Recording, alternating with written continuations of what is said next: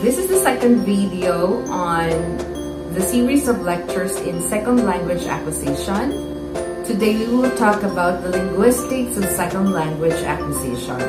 Before we move on to the theories of language acquisition, we will have to discuss first the nature of language.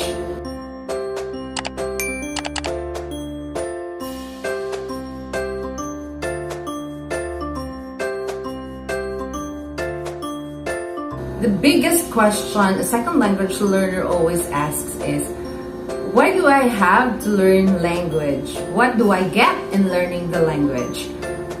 What are the things that will benefit me when I learn a language? Especially when he or she is about to learn a language apart from his first language.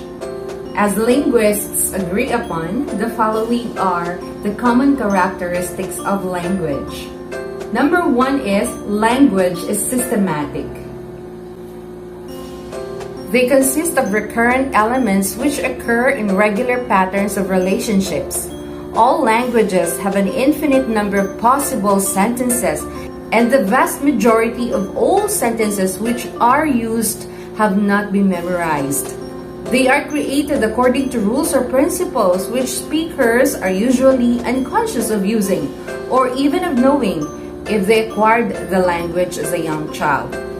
So just like my example in my previous review, it is natural that a child will eventually learn the pattern or the sequence of words within sentences. My example before, a child will not say, "Apple, give me a," because he will interpret that to be insensible, and naturally he will learn that he should say, "Give me an apple."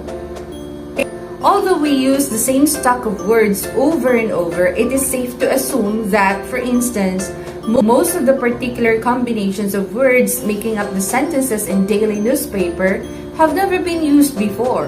How then do we understand them? We can do so because we understand the principles by which the words are combined to express meaning. Even the sounds we produce in speaking and the order in which they occur are systematically organized in ways that we're totally unaware of. The second one is languages are symbolic. Sequences of sounds or letters do not inherently possess meaning. The meaning of symbols in a language come through the tacit agreement of a group of speakers.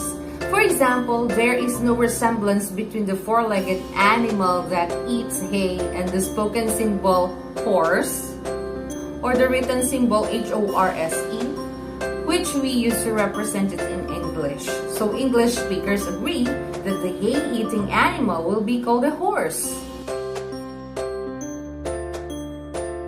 Filipino speakers would call it caballo. Spanish speakers would call it caballo. Chinese would call it ma. Turkish would call it at. The third one is languages are social. Each language reflects the social requirement of the society that uses it, and there is no standard for judging whether one language is more effective for communication than another, other than to estimate the success its users may have in achieving the social tasks that are demanded of them. Although the capacity for first language acquisition is inherent in the neurological makeup of every individual, no one can develop that potential without interaction with others in the society he or she grows up with. We use language to communicate, to categorize, and catalog the objects, events, and processes of human experience. Like, how do we tell other people about our stories, our experiences, the things we think are worth sharing to each other? And the purpose of sharing is that to enlighten the other person or to give some new information that that person may benefit from.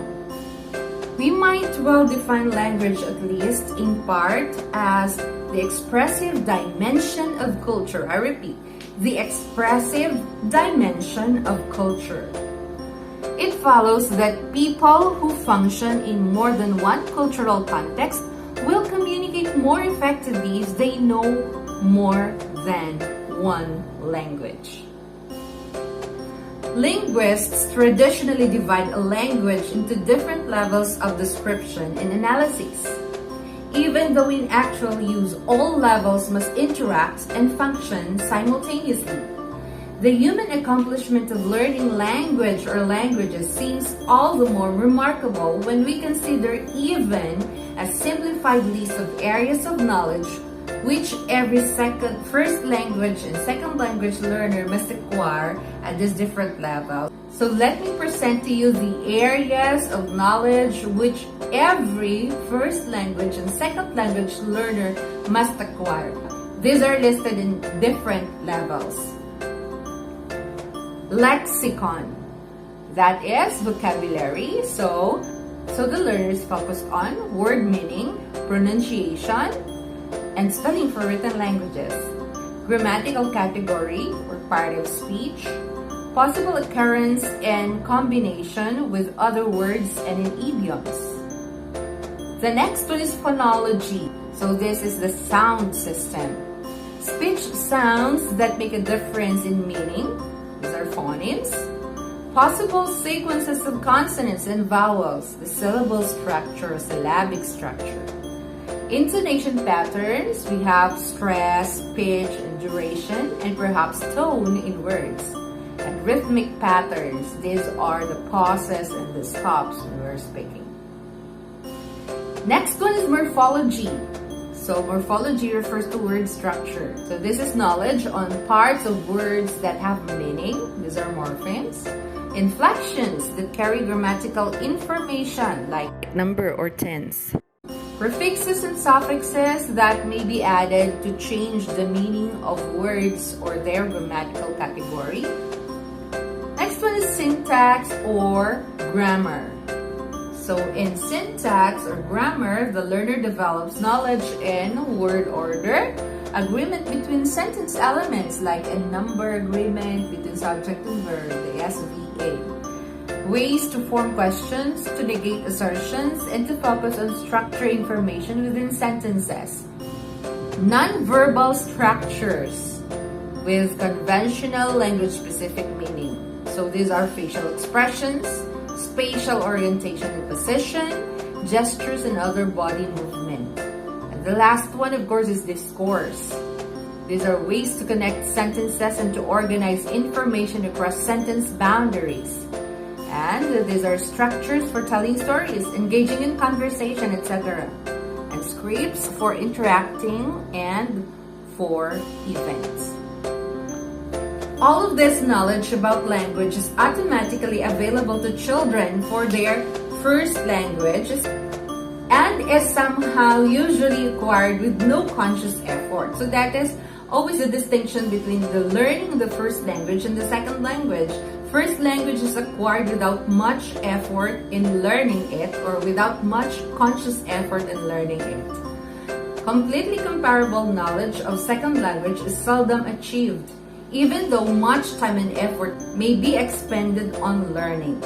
Still, the widespread occurrence of the world of high levels of multilingual competence attests to the potential power and effectiveness of mechanisms for SLA, explaining that these mechanisms have been a major objective in the study of SLA from a variety of linguistic perspectives. Nonverbal structures are often excluded from traditional linguistic analyses, but they are an important component of what is acquired in both first language and second language. In the next video, we will talk about the early linguistic approaches. There we will talk about contrastive analysis, error analysis, monitor model, universal grammar, and many more.